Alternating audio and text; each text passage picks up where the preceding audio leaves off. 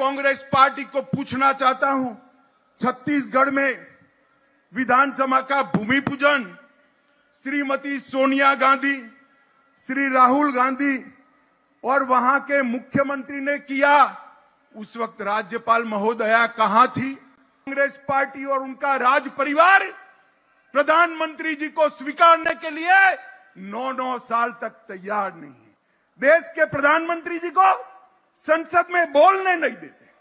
वो जब भी कोई कार्यक्रम करते हैं ये बहिष्कार करने जाते। जो दल कांग्रेस के साथ जुड़ गए हैं, मैं उनको भी कहना चाहता हूं कि कांग्रेस वालों के रास्ते पर चलोगे तो कांग्रेस जैसी ही स्थिति होगी। नमस्कार, आप लाइव सिटीज देख रहे हैं, मैं हूं जय शुक्ला। देखिए, केंद्रीय गृह मंत्री अमित शाह एक बार फिर से विरोधियों पर खूब गरजे। इसके साथ ही उन्होंने एक बड़ा दावा भी कर दिया है और कह दिया है कि नरेंद्र मोदी तीसरी बार प्रधानमंत्री बनने जा रहे हैं। इसके साथ ही कांग्रेस पर बड़ा हमला करते हुए क्या कुछ कह रहे हैं, जरा पहले आप वो सुनिए। के वर्ष में देश की संसद का नया भवन 28 तारीख को लोकार्पण करने वाले हैं, देश को समर्पित करने वाले हैं। एक कांग्रेस दल, कांग्रेस पार्टी और उनके साथी राजनीति कर ओछी राजनीति का एक उदाहरण पेश कर उसका बहिष्कार करें और बहाना बना रहे हैं कि महामहिम राष्ट्रपति इसका उद्घाटन करें। मैं आज आसाम के हजारों युवाओं के सामने, लाखों लोगों के सामने इनको पूछना चाहता हूं। मेरे पास सार्वजनिक सूचनाओं से एकत्रित कुछ इंफॉर्मेशन है। मैं कांग्रेस पार्टी को पूछना चाहता हूं, छत्तीसगढ़ में विधानसभा का भूमि पूजन श्रीमती सोनिया गांधी, श्री राहुल गांधी और वहां के मुख्यमंत्री ने किया। उस वक्त राज्यपाल महोदया कहां थी? वो ट्राइबल थी, आपने नहीं बुलाया।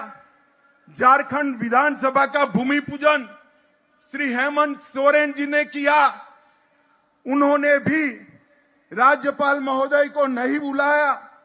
असम में श्री तरुण गोगोई ने किया, उस वक्त भी राज्यपाल को नहीं बुलाया।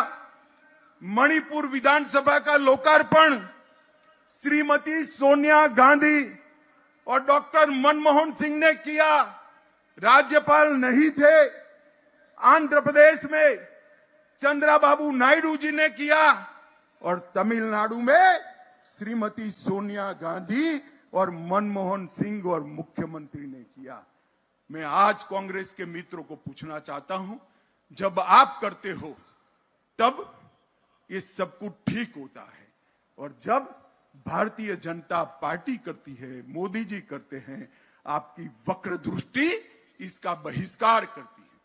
मैं आज आसाम की विराट जनसभा के माध्यम से समग्र देश को कहना चाहता हूं, आपके देश की जनता ने 2 बार 2/3 बहुमत से नरेंद्र मोदी जी को चुनकर प्रधानमंत्री बनाया।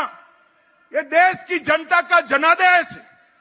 देश की जनता कांग्रेस की इच्छा पर निर्भर नहीं है, ये लोकतंत्र है।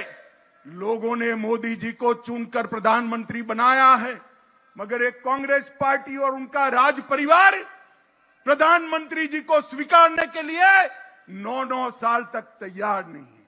देश के प्रधानमंत्री जी को संसद में बोलने नहीं देते। वो जब भी कोई कार्यक्रम करते हैं ये बहिष्कार करने जाते हैं।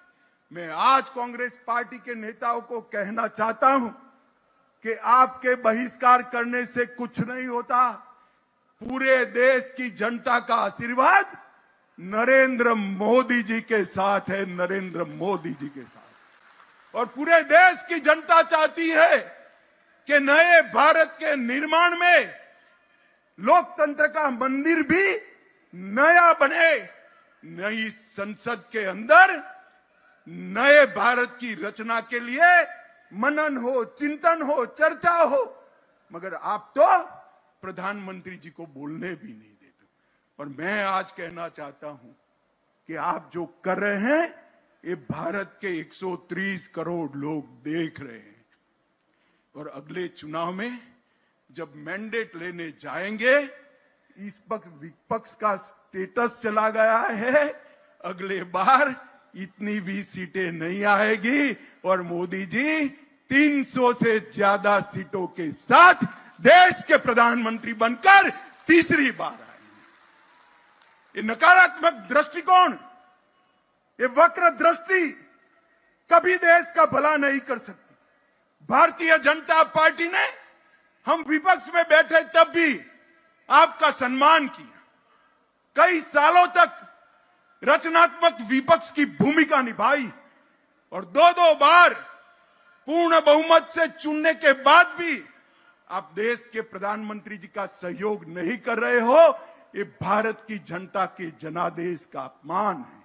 और जो दल कांग्रेस के साथ जुड़ गए हैं, मैं उनको भी कहना चाहता हूं कि कांग्रेस वालों के रास्ते पर चलोगे तो कांग्रेस जैसी ही स्थिति होगी, इससे अच्छी स्थिति नहीं। तो सुना आपने, आसाम में अमित शाह बोल रहे थे और जहां पर नियुक्ति पत्र बांटने के बाद उन्होंने मंच से जब बोलना शुरू किया तो कड़े तेवर अख्तियार कर लिए और कांग्रेस पर, या यूं कहें कि कांग्रेस और उसके सहयोगी पार्टियों पर टूट पड़े और कई सारी बातें कह दी। बड़ा दावा करते हुए कहा कि नरेंद्र मोदी तीसरी बार प्रधानमंत्री बनेंगे और जो सीटें कांग्रेस की बची हैं वो सीटें भी इस बार नहीं आने वाली हैं, मतलब वो सीटें भी चली जाएंगी।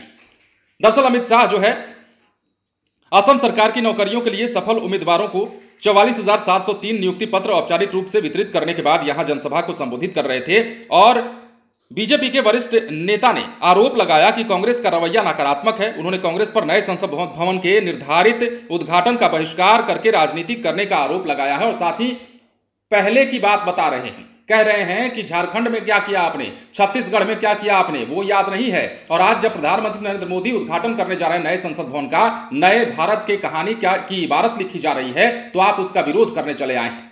अब देखना है कि अमित शाह के इस बयान के बाद कांग्रेस की तरफ से क्या प्रतिक्रिया निकलकर सामने आती है और खास तौर पर बिहार में इससे लेकर क्या सियासी सरगर्मी बढ़ती है। बने रहें लाइव सिटीज के साथ। यदि अब तक आपने हमारे चैनल को सब्सक्राइब नहीं किया है तो सब्सक्राइब कर लीजिए ताकि हम आपको खबरों से अपडेट रख सकें। धन्यवाद। मैं कांग्रेस पार्टी को पूछना चाहता हूं, छत्तीसगढ़ में विधानसभा का भूमि पूजन श्रीमती सोनिया गांधी, श्री राहुल गांधी और वहां के मुख्यमंत्री ने किया। उस वक्त राज्यपाल महोदया कहां थी? कांग्रेस पार्टी और उनका राज परिवार प्रधानमंत्री जी को स्वीकारने के लिए 9 साल तक तैयार नहीं है। देश के प्रधानमंत्री जी को संसद में बोलने नहीं देते। वो जब भी कोई कार्यक्रम करते हैं ये बहिष्कार करने जाते हैं।